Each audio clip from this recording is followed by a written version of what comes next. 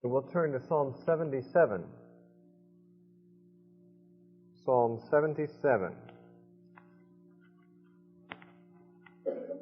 We won't find in this psalm anything particularly remarkable as opposed to what are in some of the other psalms. This is yet again a prayer of one who is overwhelmed, as he describes himself in verse 3. This is Asaph again, as the writer of most of the psalms of this section was Asaph, one of the temple singers, one of the leaders of the temple choir. And he's writing this at a time of dejection, at a time of trial. He expresses in this psalm the idea that has been found in some of the earlier psalms, has God forgotten us? What about the old days? Weren't you more powerful then than now, or at least you showed it more often? And they're wondering whether this will be the case forever. However, as usual, it ends on more of a positive note, though it is not necessarily the most exuberant of the Psalms. It begins, I cried unto God with my voice, even unto God with my voice, and He gave ear unto me. In the day of my trouble I sought the Lord. My sore ran in the night, and ceased not. My soul refused to be comforted. I remembered God, and was troubled. I complained, and my spirit was overwhelmed. Selah. Now it says, I remembered God and was troubled. It wasn't that he was troubled by the thought of God. What was troubling to him is that he remembered that God had in times past dealt differently with his people than he was now dealing with this man at this time. And that troubled him. He wondered why that was so. He says, Thou holdest mine eyes waking. I am so troubled that I cannot speak. Thou holdest mine eyes waking simply means you won't allow me to go to sleep. I'm sleepless, in other words. I'm too troubled to go to sleep. I have considered the days of old, the years of ancient times. I call to remembrance my song in the night. I commune with my own heart, and my spirit has made diligent search. That means that I think of the old days, and I've diligently searched my own spirit to see if there's anything in me that makes it impossible for you to respond to my prayers as you did for those of Joshua and Moses and those great heroes back then. Why is it that I don't see these things today? I made a diligent search in my own spirit to see if it was anything in me. Apparently he found nothing. Will the Lord cast off forever? And will He be favorable no more? Is His mercy clean gone forever? Doth His promise fail forevermore? Hath God forgotten to be gracious? Hath He in anger shut up His tender mercies? Selah. And I said, This is my infirmity, but I will remember the years of Thy right hand of the Most High. I will remember the works of the Lord. Surely I will remember Thy wonders of old. I will meditate also of all Thy works, and talk of Thy doings. Thy way, O God, is in the sanctuary. Who is so great a God as our God? Now he says that this is my infirmity, he said in verse 10. Now that's what he had said. He says, and I said, this is my infirmity. In other words, I was focusing on my present infirmity. But he says, now I'm having a change of attitude. I'm not going to focus on that. Instead, I'm going to remember the good things. The time when the years of your right hand, the right hand speaks of the place of favor and closeness, the days when God was close and showed His favor. I'm going to remember those days. Those are more encouraging and uplifting to remember such things as that rather than my present infirmity. I'll remember your works. I'll remember the wonders of old. So he's basically going to remember the positive things that God has done, and not with a mind to compare them with the present, but simply with a mind to encourage himself that God is still great enough to handle whatever circumstances may presently be plaguing us, since He handled the great problems of the people of old. When he says in verse 13, Thy way, O God, is in the sanctuary, it's difficult to know what that means. The word sanctuary means holy place, and it's possible that the Hebrew has been miscopied a little bit so that it could be your way is in holiness. That has been suggested by some. Thy way, O God, is in holiness. On the other hand, it could be a reference to the tabernacle, which is sort of a picture. The tabernacle is like a symbolic picture of God's ways, as we might say. And that might be hinted at here, though that would be more mystical and obscure, perhaps, than the other. Who is so great a God as our God? Thou art the God that doest wonders. Thou hast declared thy strength among the people. Thou hast with thine arm redeemed thy people, the sons of Jacob and Joseph. Selah. He's referring now to when he was delivered the people of Israel out of Egypt. You'll find that a lot of these Psalms call to remembrance that particular event. Of all the Bible stories in the Old Testament, you might think that a disproportionately large amount of time is spent remembering that one incident of God delivering the people through the Red Sea from the Egyptians. Why that thing so often? Well, the reason for that is that was the birthday of the nation. Until they were led out of Egypt, they never had been a nation. When they went into Egypt, they were just a family of 70 people, Israel's family with his 12 sons and their sons. But when they came out of Egypt 400 years later, God birthed them into a nation and gave them his laws and actually made them a people of great significance to rival the other nations around them. So this was their national birthday. It's sort of like the 4th of July for people in America. You know, they remember that as the day where we declared our independence or whatever. And so that is sort of why the Jews are frequently remembering the deliverance from Egypt. That's their national birthday. And so he makes reference to it here. In fact, in verse 13 where it says, Who is so great a God as thou art? And verse 14, Thou art the God that doest wonders. These are echoes of Exodus 15:11, which were parts of the song sung by the Jews when they came through the Red Sea. They said, Who is like unto thee, O Lord among gods? Who is like thee, glorious in majesty, fearful in praises, doing wonders? The reference to God being unlike any other, expressed, Who is like unto thee? Well, here it says, Who is so great a God as our God, doing wonders? Those are echoes from the song that the Jews sang when they came out of Egypt in Exodus 15:11. And he says, he goes on, in verse 15 tells how that he had redeemed the people, meaning from Egypt. And then it describes the waters of the Red Sea parting. It says, The waters saw thee, O God, and the waters saw thee, and they were afraid. The depths also were troubled. He sort of personifies the sea fleeing in terror before God. It was afraid, and therefore it parted for him to walk through and for his people to walk through. It says, The clouds poured out water, the skies sent out a sound, thine arrows also went abroad. What this refers to is not clear, though it may be a summary of the various victories and blessings that God poured out on his people after that. The voice of thy thunders was in heaven, the lightnings lightened the world.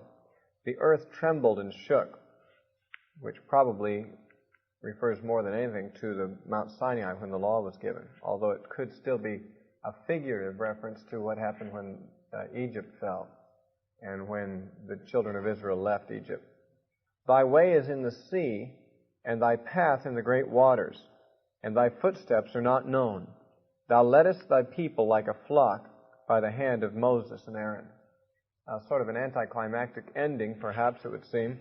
It just leaves off with the remembrance that God led the Jews through the wilderness like a flock of sheep through his agents, Moses and Aaron. The reference to God's way being in the sea and his path in the great waters, and saying, Thy footsteps are not known, perhaps this represents the psalmist's conclusion. Mainly that you can't really trace God's steps all that well. He kind of walks where he wants to walk and doesn't have to give an account to us. His pathway is in the sea, which is obviously indiscernible to us. Leaves no footprints. When Jesus walked on the water, he didn't leave any footprints, I'm sure. And the idea here is that God's way or his path is in the water, and that therefore you can't really analyze his goings and his steps. You can't follow his footsteps and sort of predict his direction. So that's perhaps what he's saying here. He's just saying that instead of trying to analyze your present dealings or what direction you're trying to go now, or whether you've cast us off forever, or what might be around the next corner, maybe I should just, like the children of Israel, follow you as a shepherd. You led them like a flock. That meant one step at a time. You just were always before them, and they just had to follow obediently to where you were leading at that moment, which, as I said, could be the conclusion the psalmist arrives at. Psalm 78 is a lengthy psalm, 70 verses, I think. 72 verses.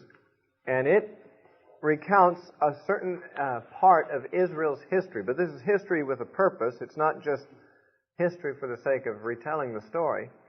It's history that must not be repeated. It tells of the travels of the Jews from Egypt, and in very summary fashion, without great detail, goes and traces their steps all the way to Mount Zion. Now, we know that that covers the information from the book of Exodus, Leviticus, Numbers, Deuteronomy, Joshua, Judges, Ruth, 1 Samuel, and 2 Samuel. All those books, the wanderings of the Jews and their coming into the land and their conquest of the land, and then eventually David being raised up and conquering the citadel of Zion, Jerusalem for the capital city. That is what's described here. The city from which they are said to have departed in verse 12 is Zoan, which is an ancient name for Tanis. A more well-known name for that city in Egypt is Tanis. So they started in Zoan and ended in Zion.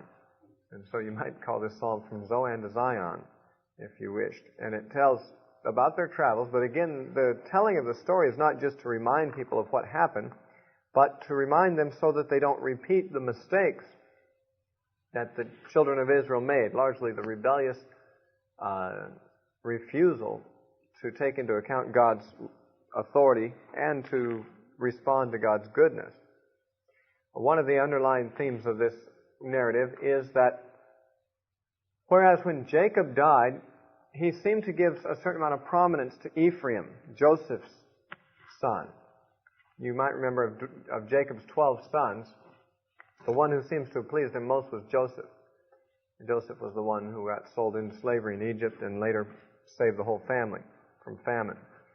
And Jacob, the father of Joseph, seemed to favor him in that while each of his other 12 sons were going to get 1/12 of the inheritance, Joseph's 2 sons were going to each get 1 full share, which meant that the inheritance would be divided into 13 portions, 2 of which would go to Joseph's 2 sons, which meant that Joseph essentially got 2 portions. His family got 2 portions as opposed to 1 portion to the other 11. So he gave a double portion of the inheritance to Joseph by giving full portions to his 2 sons, Ephraim and Manasseh. If you were with us in Genesis, it might be easier to understand than if you weren't. But it was his way of conferring the birthright, really, because the birthright that was passed down to the oldest son involved a double portion of the father's inheritance. And Joseph was by no means the firstborn, therefore was not the natural one in line for the birthright. In fact, the men who were first in line, Reuben, Simeon, and Levi, the first 3 sons of Jacob, had all disqualified themselves as far as Jacob was concerned. They made themselves unworthy of the birthright by their actions. Reuben, because he slept with his father's concubine.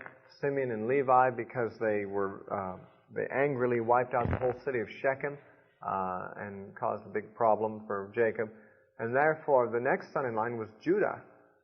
Joseph, the one on whom Jacob really had favor, was way down on the line. He was the 11th son of 12. So Judah was really the next one in line as far as the oldest son is concerned, after the first 3 were disqualified. And Judah got a part of the birthright. Judah was given by Jacob that birthright as far as the spiritual lineage. He was the one through whom the Messiah would come. There were 2 aspects of the Abrahamic birthright that was passed down from generation to generation. One was, of course, the normal birthright, which involved a double portion of the inheritance. And the other was the spiritual birthright of being in line for the Messiah.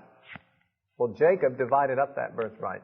He gave Judah the right of being in the line of the Messiah, so that Jesus came through the tribe of Judah. But Jacob gave Joseph the natural birthright, even though he was the youngest son, and he did it by exalting Joseph's 2 sons to full son status, so that instead of 12 sons dividing up the inheritance 12 ways, there were 13 then, dividing up 13 ways, 2 of whom were of the tribe of Joseph.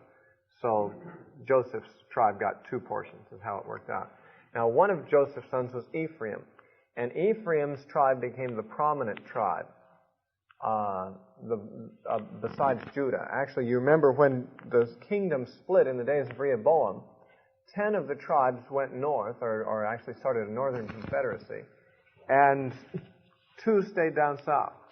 The 2 that stayed south were Judah, who was the largest southern tribe, and little Benjamin, that was connected to Judah and stayed loyal to Judah and to the house of David during the whole ordeal. The other 10 tribes went up north, and the leading tribe of those 10 was Ephraim, one of Joseph's sons' tribes. So that Ephraim was the leading tribe in the northern confederacy, and Judah was the leading tribe in the southern kingdom. So that Judah and Ephraim were like rival leading tribes, one in the north and one in the south. And it's interesting that they were the 2 tribes that had been given the birthright, really the 2 parts of the birthright. Judah had been given the spiritual birthright, and Ephraim and Manasseh, the 2 sons of Joseph, had been given the physical birthright. But Ephraim was so backslidden, the tribe of Ephraim was so wicked that it influenced the whole 10-tribe confederacy to be corrupt. And that's why the northern kingdom was judged sooner than the southern kingdom was. But Ephraim became sort of a byword for backsliddenness. In the book of Hosea especially, Ephraim's name is used, usually referring to the whole northern kingdom. Sometimes because the tribe of Ephraim was so prominent in the northern kingdom, the name Ephraim came to be used just to represent the northern kingdom itself. Well, in this psalm, there is a telling of how the birthright, or how the blessing of God, fell off of Ephraim because of his backsliddenness, and basically Judah ended up with the whole thing. And that's really what happened, because when God brought his judgment on the northern kingdom, Ephraim and the other 9 tribes disappeared, really. I mean, they were taken to Assyria and they never returned. Whereas Judah remained. And true enough, Judah later went into Babylon, but came back intact to Jerusalem, so that all the Israelites who were, well, not all of them, but the majority of the Israelites who came back from the Babylonian captivity were of the tribe of Judah, and that's where the name Jew came from. That it was only after that they were called Jews, because it's a form of Judah. Well, in other words, Ephraim sort of lost out by its backsliddenness, and Judah was chosen to have the whole birthright. And that is what this is about. Verses 67 through 72, the last verses of the psalm, tell about how God put aside Ephraim. In verse 67 it says, "Moreover, he refused the tabernacle of Joseph, and chose not the tribe of Ephraim, but he chose the tribe of Judah, the Mount Zion, which he loved." Mount Zion was in the territory that belonged to the tribe of Judah, and of course was where David had arisen from.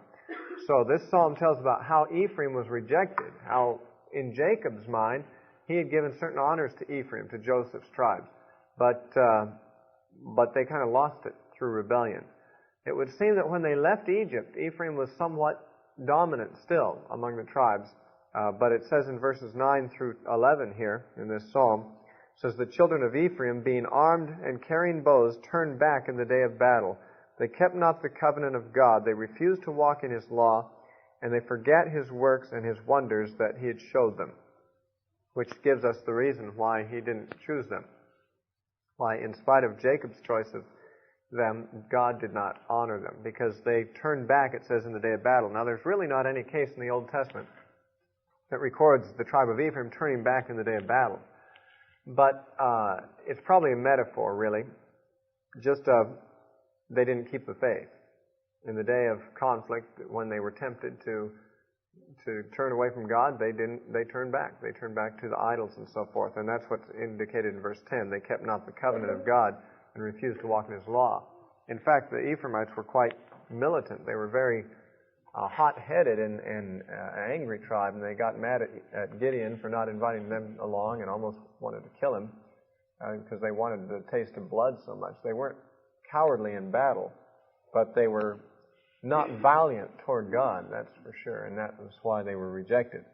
And so that's an underlying theme. As we trace the movements of Israel from Zoan to Zion, we find that one of the things we're being told is how that Ephraim, representing Israel as a whole, really pretty much rebelled and brought judgment upon them again and again and again until God finally rejected Ephraim as a leading tribe and chose Judah and Zion. Let's read it. Psalm 78. Give ear, O my people, to my law. Incline your ears to the words of my mouth. I will open my mouth in a parable. I will utter dark sayings of old, which we have heard and known, and our fathers have told us. We will not hide them from their children, showing to the generation to come the praises of the Lord, and His strength and His wonderful works that He hath done. For He hath established a testimony in Jacob, and appointed a law in Israel, which He commanded our fathers, that they should make them known to their children, that the generation to come might know them, even the children which should be born, who should arise and declare to them to their children, that they might set their hope in God, and not forget the works of God, but keep His commandments, and might not be as their fathers, a stubborn and rebellious generation, a generation that set not their heart aright, and whose spirit was not steadfast with God. So it says, I'm going to tell you this story again, because God wanted this story told again and again. He says that God gave us a law. It says we heard this story first of all from our fathers in verse 3. And He says, I won't hide it from their children. Our fathers' children is our own generation. And generations to come. He says that they shall tell it to their children. It says in verse 5, He established a testimony. He appointed a law. And He wanted this law to be communicated from generation to generation so that future generations would not make the same mistakes their ancestors did. That's what He says in those first 8 verses. Because their ancestors were stubborn and rebellious generation, a generation that did not set their heart aright, and whose spirit was not steadfast with God. And He says, I'm telling the story so that this generation and generations to come might avoid their mistakes, their foolishness. Verse 9, the children of Ephraim, being armed and carrying bows, turned back in the day of battle. They kept not the covenant of God, and refused to walk in His law, and forgat His works and His wonders that He had showed them. Marvelous things did He in the sight of their fathers in the land of Egypt, in the field of Zoan. Now, verses 9 through 11 sort of summarize what He's about to tell. In verses 1 through 8, he's telling why He's telling the story. I'm telling the story so that you won't be like your fathers, He said. Now, in verses 9 and 11, He sort of summarizes what He's going to say. He's saying, basically, what I'm going to tell you is an illustration of how Ephraim did not keep the covenant of God, but turned back and forgot God's wondrous works. Now He gets into the story itself. After summarizing the story in verses 9 through 11, He goes back to Egypt, where the story begins, and says that while the Jews were in Egypt, in the field of Zoan, God did marvelous things in the sight of their fathers. And that would refer to the 10 plagues that He sent upon Pharaoh, particularly. Then it says, He divided the sea and caused them to pass through, and He made the waters to stand as an heap. In the daytime also He led them with a cloud, and all night long with a light of fire. He clave the rocks in the wilderness and gave them drink out of the great depths, as out of the great depths. In other words, He drew water from the rocks. He brought streams also out of the rock, and caused waters to run down like rivers. And they sinned yet more against Him by provoking the Most High in the wilderness. And they tempted God in their hearts by asking meat for their lust. Yea, they spake against God. They said, can God furnish a table in the wilderness? In other words, can God feed us here in the wilderness where no food is growing? Behold, He smote the rock, and the waters gushed out. This is what they're saying. They're acknowledging that God was able to give water. And the streams overflowed. But can He give bread also? Can He provide flesh for His people? Therefore, they were sort of challenging. They said, okay, granted, He was able to give us water out of the rock, but can He really feed 3 million people out here without crops? Without being able to grow food? Therefore, the Lord heard this and was wroth, or angry. So a fire was kindled against Jacob, and anger also came up against Israel, because they believed not in God and trusted not in His salvation.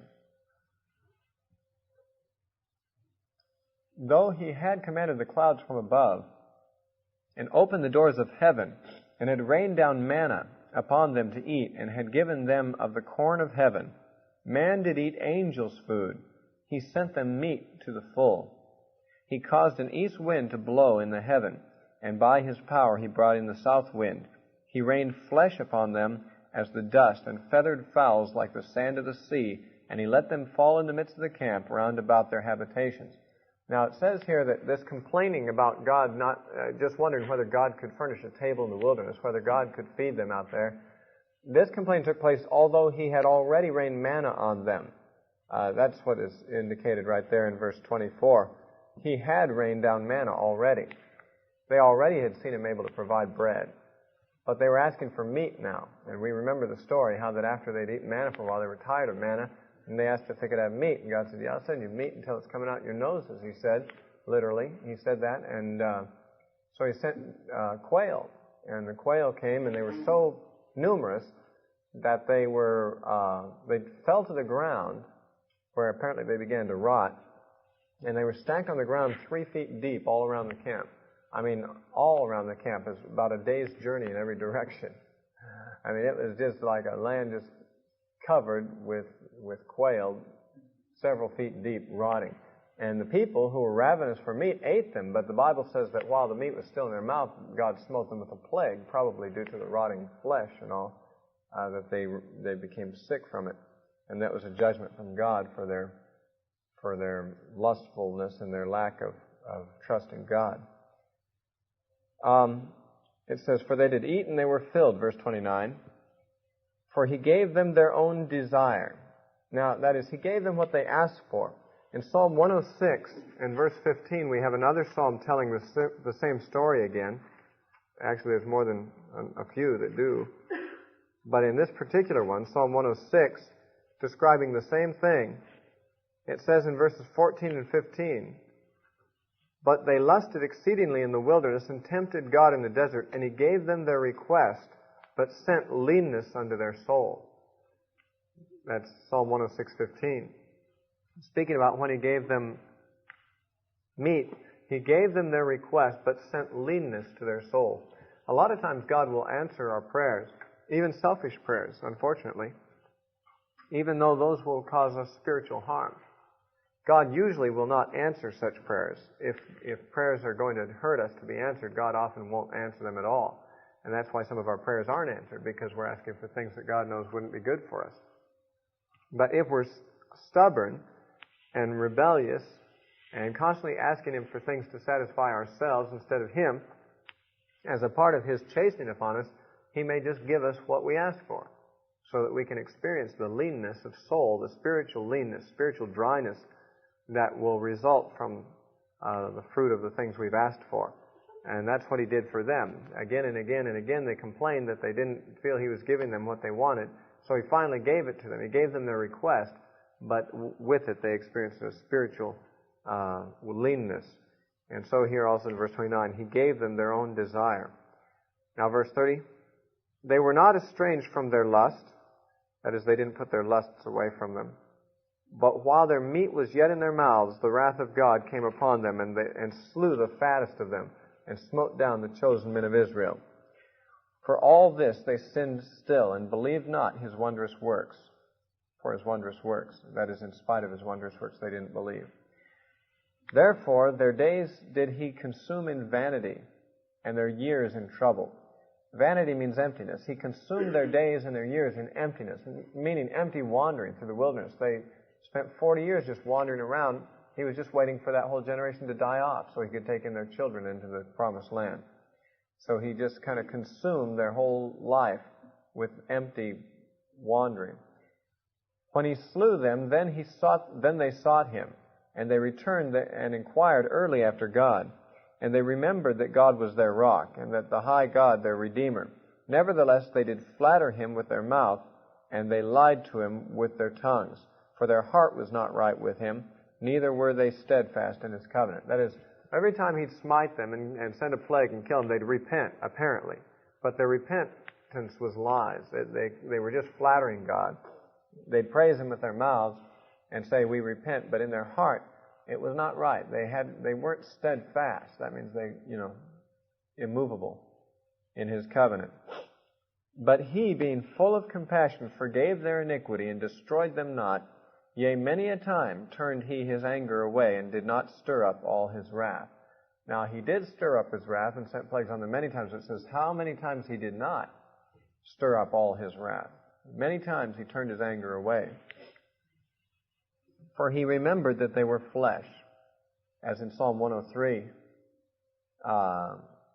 Psalm 103 says, he remembereth that we are dust. That is, he knows what we're made of. Psalm 103:14, I think it is. Okay. Then it says, he remembered that we are a wind that passeth away and cometh not again. That is how short our life is and how small and feeble we are. How oft did they provoke him in the wilderness and grieve him in the desert? Yea, they turned back and tempted God and limited the Holy One of Israel. The turning back refers to the fact that he brought them to the land of Canaan and he wanted to bring them in. But they sent spies in who brought back an evil report against the land, and they didn't believe that God could take them in, so they rebelled and turned back into the wilderness, and God got angry at them because they wouldn't believe him to give them the victory. They wouldn't believe that he could give them the land that he promised them. And therefore it says he was grieved with them. And it says here in verse 41, they limited the Holy One of Israel, showing that God, who is all-powerful, can yet be limited by our lack of faith. He couldn't take them in because they couldn't believe. That's what it says in Hebrews chapter 4. It says that they had promises. It's talking about this very same thing when they turned back and didn't go into the land of Israel when they should have. When God wanted to take them in, they didn't believe that he could. In Hebrews chapter 4, it's talking about this story, and it sort of gives an editorial about it. It says in verse 2, For unto us was the gospel preached as well as unto them, but the word preached did not profit them, not being mixed with faith in them that heard it. Hebrews 4:2. When they were promised that they could go into the land of Canaan and take it, and God would deliver it into their hands, they didn't mix that promise with faith. They didn't believe it. Therefore, he was unable to do it. And they limited God. Imagine being able to limit God when you think that all the armies of the world can't stop him.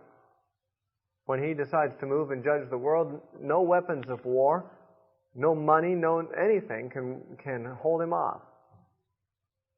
And yet, our lack of faith can limit him in the things that he wants to do. It is said of Jesus when he was in Nazareth that he could do no mighty works there because of their lack of faith. So, Jesus and God are limited by our lack of faith, and no doubt by our lack of prayer as well. Because if we have faith, we'll be praying in faith. Verse 42, They remembered not his hand, nor the day when he delivered them from the enemy. How he had wrought his signs in Egypt, and his wonders in the field of Zoan, and had turned the rivers into blood and their floods. Now it's going to recount the 10 plagues that he did in Egypt. It says this is what they forgot. They forgot these plagues that God had sent about on Pharaoh. How he turned the rivers into blood, and their floods that they could not drink. He sent diverse sorts of flies among them, which devoured them, and frogs, which destroyed them. He gave also their increase unto the caterpillar, and their labor unto the locust. He destroyed their vines with hail, and their sycamore trees with frost. He gave up their cattle also to the hail, and their flocks to hot thunderbolts. He cast upon them the fierceness of his anger, wrath and indignation and trouble, by sending evil angels among them, which would be, of course, the death angel that came and smote their firstborn, the Egyptians, that is. He made a way to his anger. He spared not their soul from death. He gave their life over to the pestilence, and he smote all the firstborn in Egypt, the chief of their strength in the tabernacles of Ham. Ham was one of the 3 sons of Noah, from whom all the races of the earth are descended. And Ham's people moved down south into the African continent, and that's where Egypt was, of course. So the reference to the tabernacles of Ham refers to the tents of those who had descended from Ham, namely the Egyptians in this case. Then it says, by contrast, after it tells what he had done to the Egyptians, now it tells how he treated his own people. But he made his own people to go forth like sheep, and guided them in the wilderness like a flock. And he led them on safely, so that they feared not, but the sea overwhelmed their enemies.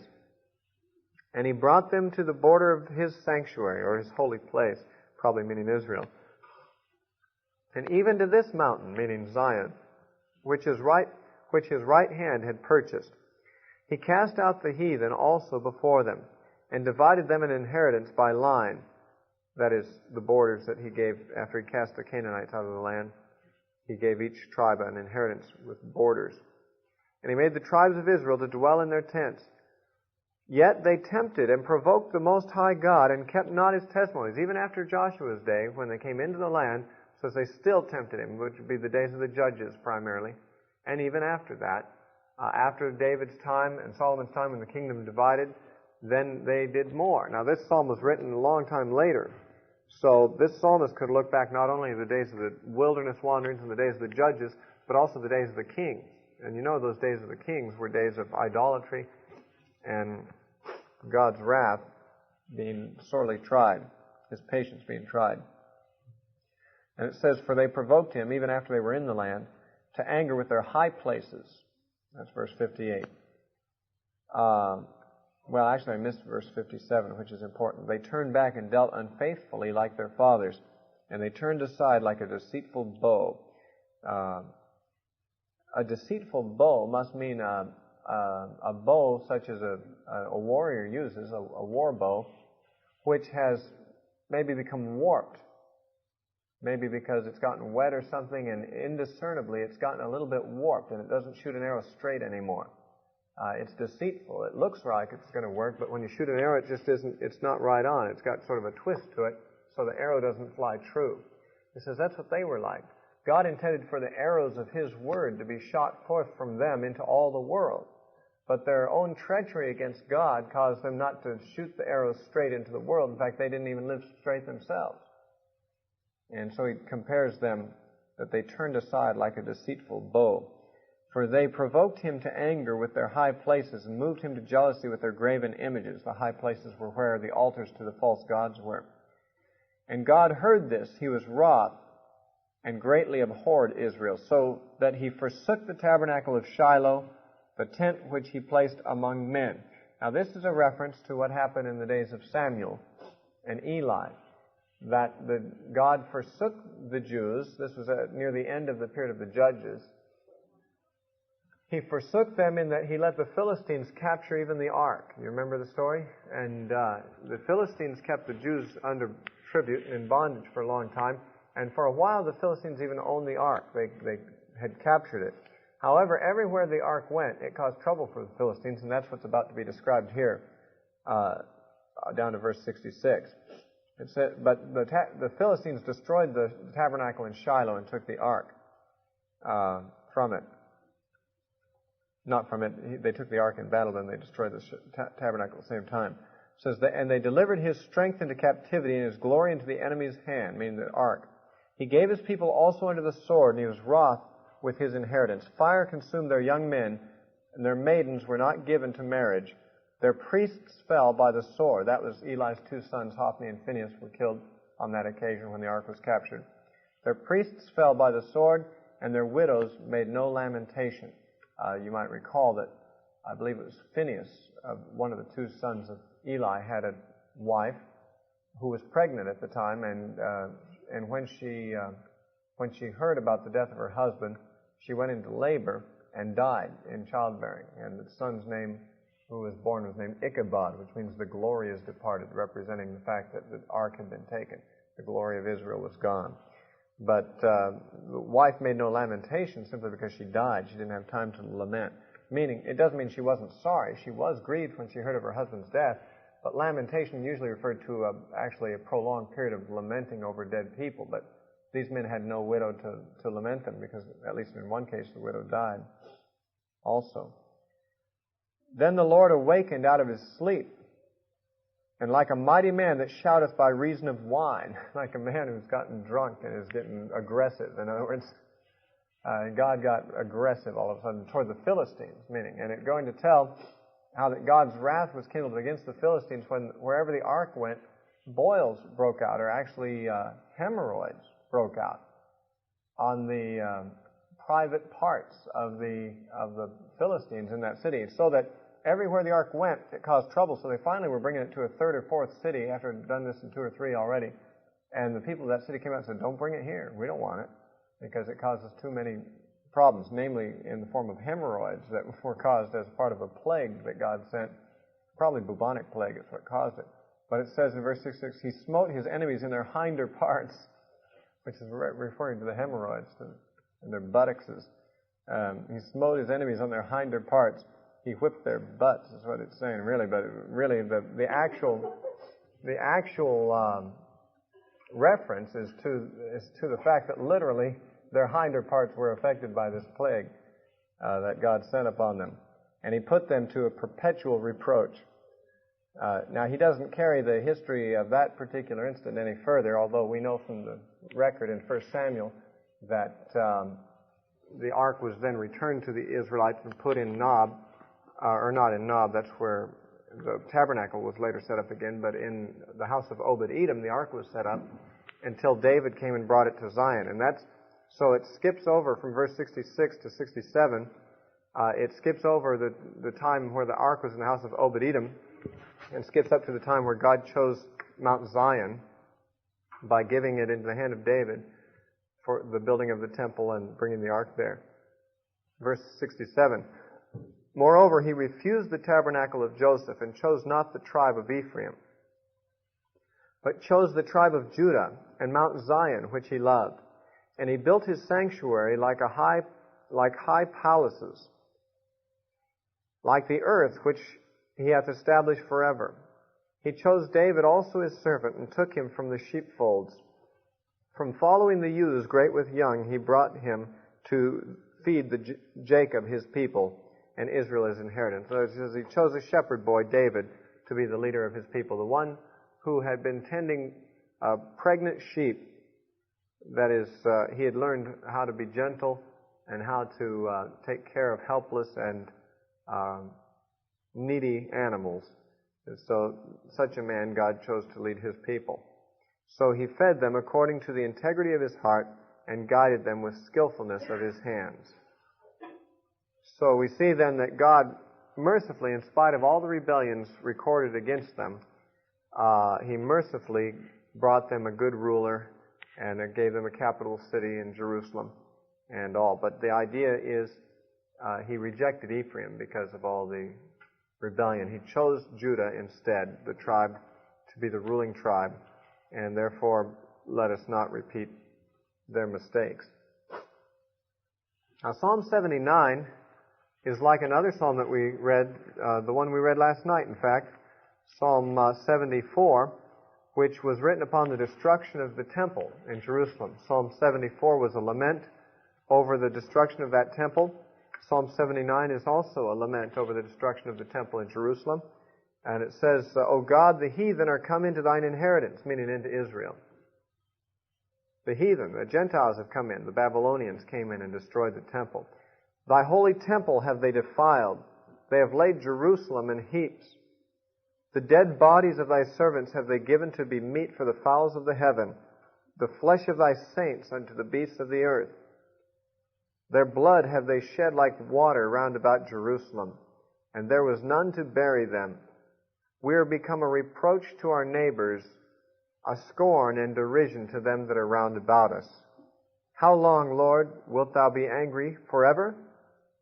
Shall Thy jealousy burn like fire? Pour out Thy wrath upon the heathen that have not known Thee, and upon the kingdoms that have not called upon Thy name. For they have devoured Jacob, and laid waste his dwelling place. O remember not against us the former iniquities. Let Thy tender mercies speedily prevent us, for we are brought very low. Help us, O God, of our salvation, for the glory of Thy name, and deliver us and purge away our sins for Thy name's sake. Wherefore should the heathen say, Where is their God? Let Him be known among the heathen in our sight, by the revenging of the blood of Thy servants which is shed. Let the sign of the prisoner come before Thee. According to the greatness of Thy power, preserve Thou those that are appointed to die. and render to our neighbors sevenfold unto their bosom their reproach, wherewith they have reproached Thee, O Lord. So we, Thy people, and sheep of Thy pasture, will give Thee thanks forever. We will show forth Thy praise to all generations. So he's basically bemoaning the fact that the temple has been destroyed, that the heathen have come in and showed no respect to the holy people. Of course, the Jews had ceased to be a very holy people at that time, but nonetheless, they were the chosen people.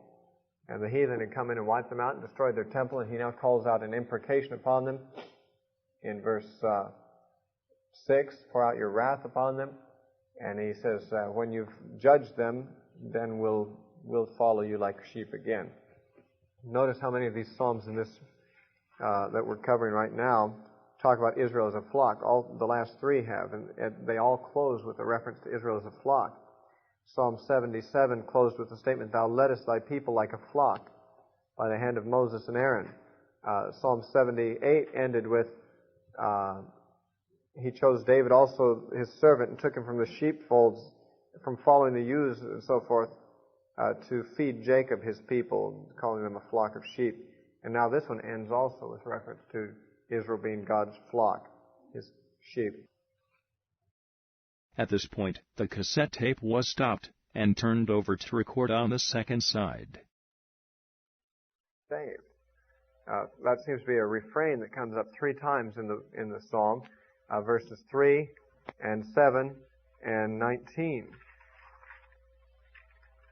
All are the same. Turn us again, O God, and cause Thy face to shine, and we shall be saved. Turn us again must mean, cause us to repent. Bring revival to us so that we can be saved. Cause Thy face to shine is a wording taken from Numbers chapter 6 and verse 25, where Aaron was supposed to pronounce a blessing on the people. The Lord be merciful to thee and gracious unto thee, and cause His face to shine upon thee, and give thee peace, and so forth. This Aaronic benediction was where Aaron the priest was supposed to pronounce the blessing upon the people, including the Lord causing His face to shine upon them, which basically means to show favor to them. God causing basically to smile upon them, really. To smile upon them and to show favor. So that's what this is a prayer about. There's an extended metaphor in verses 8 through 16 comparing Israel with a vine. And that's not the only place where it's done, because in Isaiah 5, the parable of the vineyard and the vine compares Israel to a vine.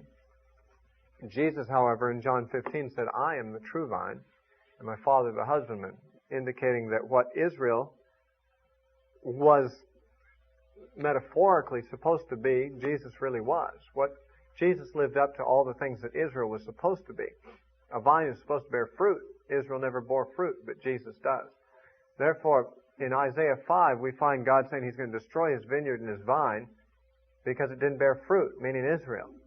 But Jesus comes along and says, I'm the true vine, and you, my people, are the branches of the true vine, and if you bear fruit, then God will be glorified. But if you don't bear fruit, you'll be cut off too. So we see that the vine here, mentioned in chapter 80 of Psalms, and verses 8 through 16, represents Israel, as also in Isaiah 5, verses 1 through 7, but also looks forward to Jesus, the true vine, who fulfilled that which the old vine was unable to do or didn't do. There may possibly be a reference to the Messiah here too, although it's obscure and certainly is not indisputable in verses 15 through 17. Anyway, give ear, O shepherd of Israel, thou that leadest Joseph like a flock. There it is, the 4th time in a row, a psalm that talks about Israel as a flock of sheep. Thou that dwellest between the cherubim, shine forth. The cherubims were the carved images on top of the mercy seat, and God shined forth, so to speak. His glory appeared between the cherubim on the mercy seat. Before Ephraim and Benjamin and Manasseh, stir up thy strength and come and save us. Turn us again, O God, and cause thy face to shine, and we shall be saved. O Lord God of hosts, how long wilt thou be angry against the prayer of thy people? Thou feedest them with the bread of tears, and givest them tears to drink in great measure. Thou makest us a strife unto our neighbors, and our enemies laugh among themselves. Turn us again, O God of hosts, and cause thy face to shine, and we shall be saved, he says for the second time. Now we get this picture of the vine. Thou hast brought a vine out of Egypt, meaning Israel was brought out of Egypt. Thou hast cast out the heathen and planted it. The heathen were cast out of Canaan, and God planted Israel in the promised land. Thou preparedst room before it, and didst cause it to take deep root, and it filled the land. The hills were covered with the shadow of it, and the boughs thereof were like the goodly cedars. She sent out her boughs unto the sea, and her branches unto the river, the boundaries of the land of Israel. In other words, the river on one side, Jordan, the sea, Mediterranean Sea on the other side, were the boundaries of the land. It's like the vine spread out to fill the whole land. Israel filled their whole land. Why hast thou then broken down her hedges, so that all they which pass by pluck her? The boar out of the wood doth waste it, and the wild beast of the field doth devour it. Return, we beseech thee, O God of hosts. Look down from heaven, and behold, and visit this vine. The vineyard which thy right hand hath planted, and the branch that thou madest strong for thyself. It is burned with fire, it is cut down, they perish at the rebuke of thy countenance. Let thy hand be upon the man of thy right hand, upon the Son of Man, whom thou madest strong for thyself. So will not we go back from thee. Quicken us, or give us life, and we will call upon thy name. Turn us again, O Lord, God of hosts. Cause thy face to shine, and we shall be saved. Those last two verses, taken with verse 3 and 4, the refrain, seem to be a call for God to give them spiritual awakening, to bring repentance and to bring an awakening to the land so that they can avoid punishment. It appears that in the description of the vine being destroyed, the boar coming in and wasting it and so forth, and everyone plucking at it, it's believed that this psalm was written probably at the time when the northern kingdom had fallen. And it's clearly a song of the southern kingdom because it's a song of Asaph, it says, and he was one of the temple singers in Jerusalem. But at the time when the northern kingdom fell, the people in Jerusalem wept because there was a kinship. Even though there had been much rivalry between the northern and southern kingdom, there was family relationship. And so when the Assyrians destroyed the northern kingdom of Israel, the people in Judah grieved, and this psalm apparently was written about that, because it's clear that Judah is still there, the temple's still there, Asaph and the temple singers are still singing, but there is destruction that has been mentioned in verses 8 through 16 of the branch of the vine that God had planted out of Egypt. The reference to Ephraim, Benjamin, and Manasseh in verse 2 also points to the northern kingdom, though Benjamin is an exception. Manasseh and Ephraim are the two sons of Joseph and represent the northern kingdom. Then we have, in the description of the vine, we don't need to pull out every factor of it, but it does say, why hast thou broken down the hedges, so that all they which pass by the way do pluck at her? Well, the answer to that is given in Isaiah 5, where God predicted he would do just that thing. He said, because the thing didn't produce the kind of fruit it should. He came looking for justice and righteousness, but instead he found oppression and exploitation of the rich over the poor. And he said, that's not the fruit I'm looking for, so I'm going to destroy my vine. I'm going to tear down the hedge. I'm going to let the wild animals come in and trample it. That's what he said he would do in the first 7 verses of Isaiah 5. And now we're seeing that it has been done. It did happen. Now, Isaiah truly spoke it about the southern kingdom, Judah. Whereas this is probably talking about how it's happened to the northern kingdom. So we can see that both the northern and the southern kingdom in different places are spoken of as a vine and have the same kind of threat made to them. Now, where I said there may be an obscure reference to the Messiah, it's found in verses 15 and 17. It says, the vineyard which thy right hand hath planted, and the branch that thou madest strong for thyself. Well, it may or may not be a reference to the Messiah. It's true that the term branch sometimes is a title for the Messiah. But it's also possible that the branch is just a parallel for the vine, which would mean Israel. The thing is that the word branch there in the Hebrew is a mistranslation. The Hebrew actually is son. The son which thou hast made strong for thyself. Which again could refer to Israel, because Israel is sometimes called God's son. When you get down to verse 17, it says, let thy hand be upon the man of thy right hand, upon the son of man, whom thou madest strong for thyself. This may be a reference to Israel, but it may also be a hidden reference to Jesus himself. God made Jesus strong to do his battles for him. The man of your right hand, Jesus is certainly at the right hand of God. And there may be an interesting, though somewhat obscure reference to Benjamin here, because the name Benjamin means son of my right hand. And there's reference to the man of thy right hand, the son, whom thou hast made strong for thyself. But in which case, whether there's a play on the name Benjamin or not, we don't know, but there could easily be a reference to Jesus there, the man of God's right hand, the Son of Man, whom thou madest strong for thyself. We wouldn't want to push that point too much.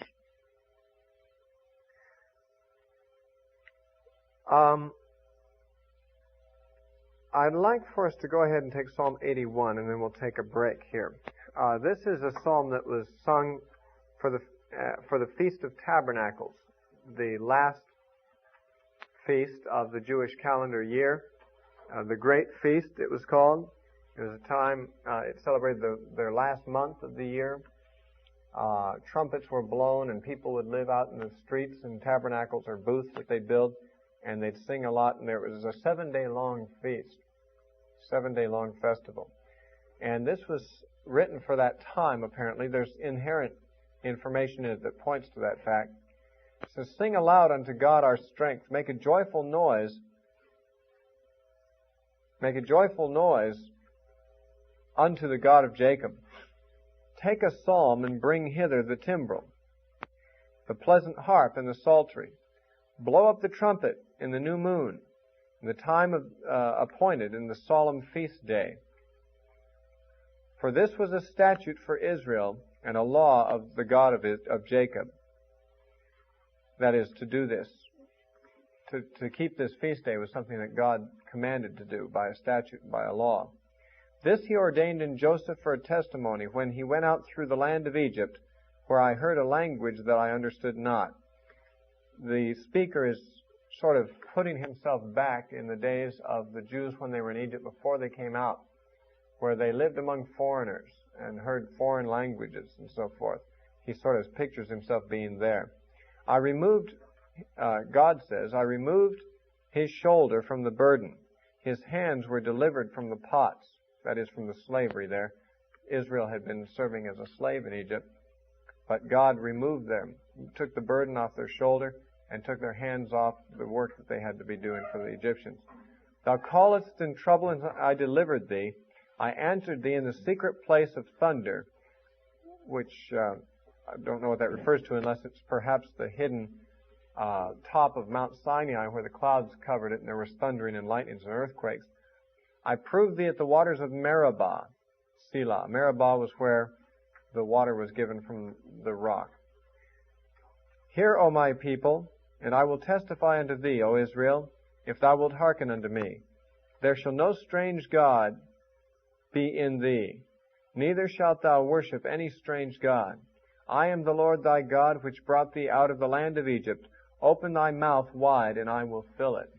Sort of picturing it as though Israel has been brought to birth by God like a little baby bird hatched out of an egg. And now, just like the mother bird feeds the babies, sticks food in their mouth when they open their mouths wide, so God offers to do this for his people, Israel.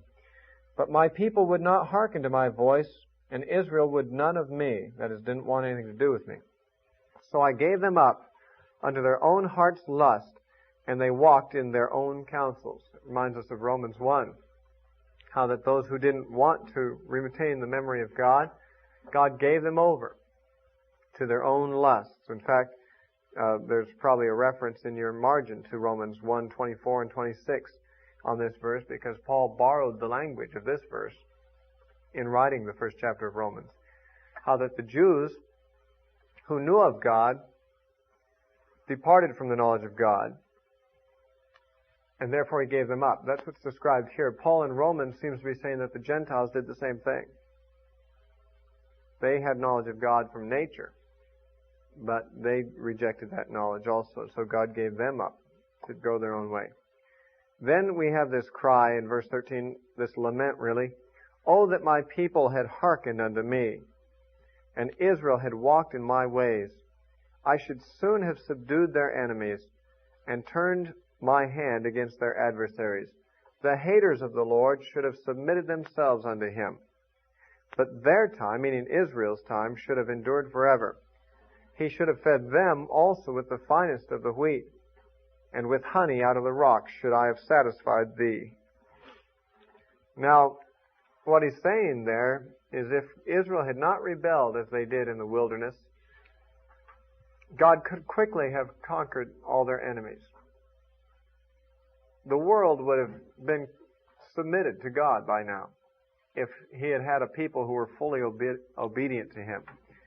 And I suppose he could grieve the same over the church, because it's been 2,000 years now since Jesus said, go into all the world and preach the gospel to every nation, make disciples of all nations. He's actually given us a commission to go and subdue the nations, subdue the enemies of God through the gospel. And the early church did their best. Of course, there were parts of the world they didn't know about that we now know about. But for centuries we've known about the rest of the world and have not yet gone out fully obedient to that commission.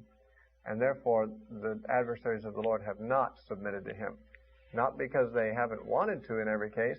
Sometimes they don't even know about him because we haven't been fully obedient. Oh, that my people had hearkened unto me, says God, and had walked in my ways, for I should soon have subdued their enemies and turned my hand against their adversaries. And the haters of the Lord would have submitted themselves to him. How sad that the church has kept God waiting so long for the haters of God to turn and submit themselves to him, because we have not fully submitted. God is still waiting, I think, for a generation of fully submitted Christians, fully obedient Christians. I don't remember who it was. I think it was D.L. Moody, but it might have been some other famous preacher who said that the world has yet to see what God can do through a 100% committed individual.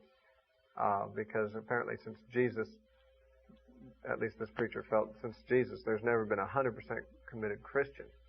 Although there are committed Christians, as far as having no reserve, no selfishness, no areas of disobedience. God has not found any like that in history. But if he could find one man fully committed, the world would have to be shocked at the things God could accomplish through such a person. Well, we could certainly hope to become such people so that we might see in our generation, hopefully, the haters of the Lord submitting themselves to him. Okay, we're going to... Wait a minute. Tape still running? Let's go one more song, because this is a short one. And we do have a little time left on the tape. And the reason I want to take this one is because it'll make up the gap. We've already taken 83 as an imprecatory psalm, so we'll just cover Psalm 82 real quickly. And then when we come back after our break, we'll get down to 84. This is a short psalm, but it has some verses that require some comment. It says, God standeth in the congregation of the mighty, he judgeth among the gods. How long will ye judge unjustly and accept the persons of the wicked? Selah.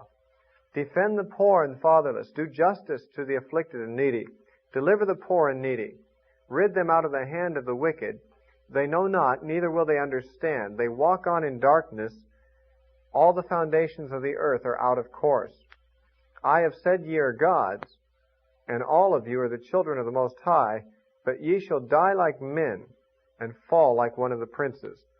Arise, O God, judge the earth, for thou shalt inherit all nations. Now the big question is, who are these gods? Small g. In the first verse it says, God judges among the gods. And then verse 2 begins his statement to them. He's basically accusing the gods of not doing justice. And he says to them in verse 6, I have said that you're gods, and you're all children of the Most High, but you're going to die like men. Now there are 2 or 3 theories available. Only 2 have ever been, really seem to have any serious validity. One theory is that the gods here refer to the demons. But I don't accept this theory. Frankly, I don't think God would say to the demons, "You are the children of the Most High." And I don't even think He could say to the demons, "You'll die like men," since demons don't die like men. They're spirits and live on longer than men. The other theory is that this refers to the judges of Israel. And that is much more likely, because the things He says to them, defend the poor and fatherless, do justice to the afflicted and the needy, those are the kinds of things He says to the judges in the prophets. And to call them gods, when it says He judges among the gods, is mainly just a concession being made to them, saying that they exercise God's right of judgment. God is the ultimate judge. God is the judge with a capital J. They are judges with a small j. In a sense, they are like gods with a small g, because judgment is God's work. It's God's province. It's God's sphere. And that they have been given the small sphere, within that sphere, to be judges themselves. It's sort of like they're little gods, exercising God's prerogative, I should say, of judgment.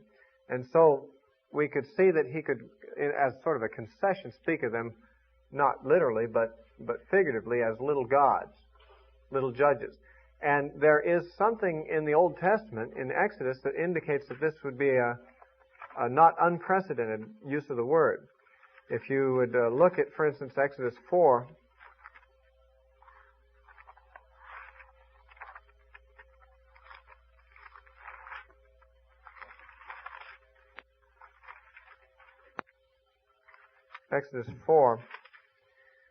and God is speaking to Moses at the burning bush, and you remember Moses is reluctant to go to Pharaoh, and God speaks to him in verse 16 and says concerning Aaron, "And he shall be thy spokesman unto the people, and he shall be to thee instead of a mouth, and thou shalt be to him instead of God." That is, Aaron will be like Moses' prophet. Aaron will be his spokesman, but Moses will hear from God and give God's words to Aaron, and Aaron will speak them out. So Moses will stand in the place of God. He will be even as God to Aaron. Then it says in chapter 7 and verse 1, Exodus 7:1, says, "And the Lord said unto Moses, See, I have made thee a god to Pharaoh, and Aaron thy brother shall be thy prophet." Exodus 7:1. So you can see that He says to Moses, you're like a god to Pharaoh. Why? Because you are standing as God's representative. And you are like a god with a small g. Now if you turn to Exodus 22, when God was giving the law at Mount Sinai, Exodus 22 and verse 28, He says, "Thou shalt not revile the gods, nor curse the ruler of thy people." Thou shalt not revile the gods, small g, nor curse the ruler of thy people. This is probably a parallelism where the ruler of the people is parallel to the gods, small g. That is, the judges are like gods, little gods, and you're not supposed to revile them or curse them. And so there would seem to be early scripture precedent for referring to those who are rulers of God's people as gods with a small g. Now, that would make sense here, because everything that's said to them sounds like the kind of thing you'd say to human beings. And to people who are judges. He says, "How long will you judge unjustly?" Obviously, they seem to be judges. He's speaking to the gods, or the judges, really.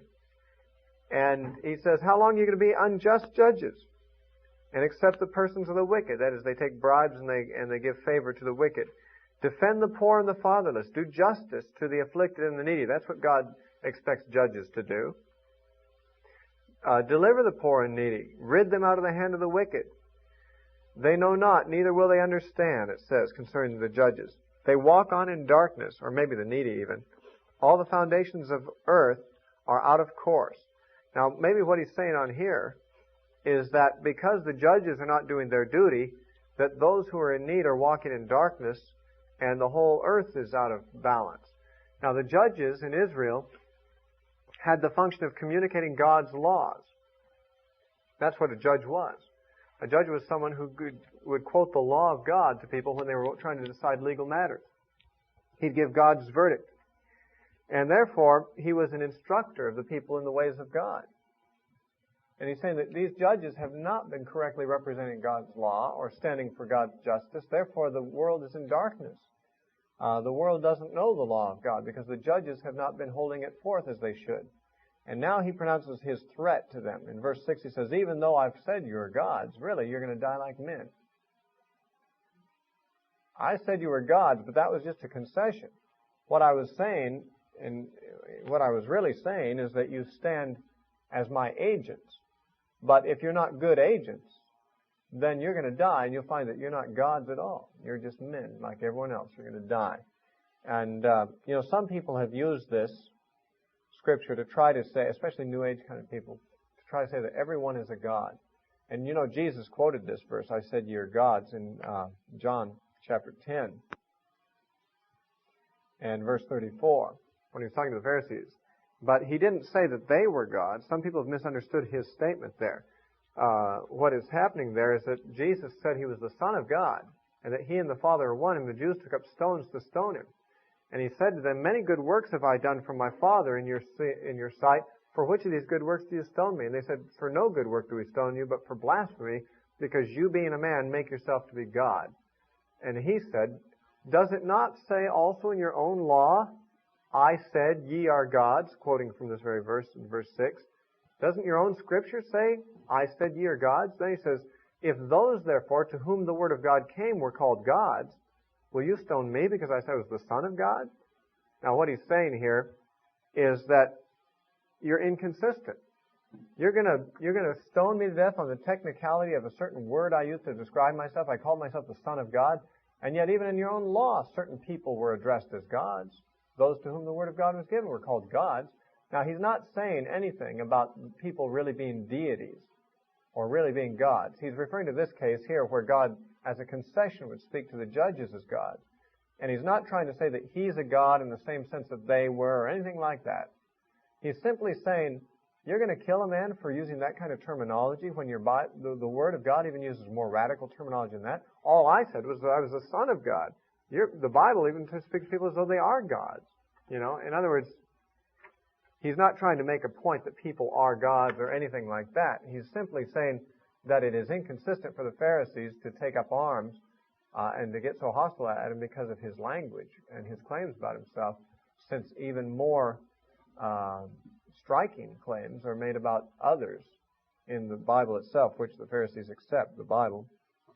And so he's really not making any commentary on this verse at all when he quotes it. He just basically is pointing out that there is a place in the Old Testament where the term gods is used as a concession, really, to people who are standing in the place as God's agents. But he says, but you shall die like men, and all fall like one of the princes.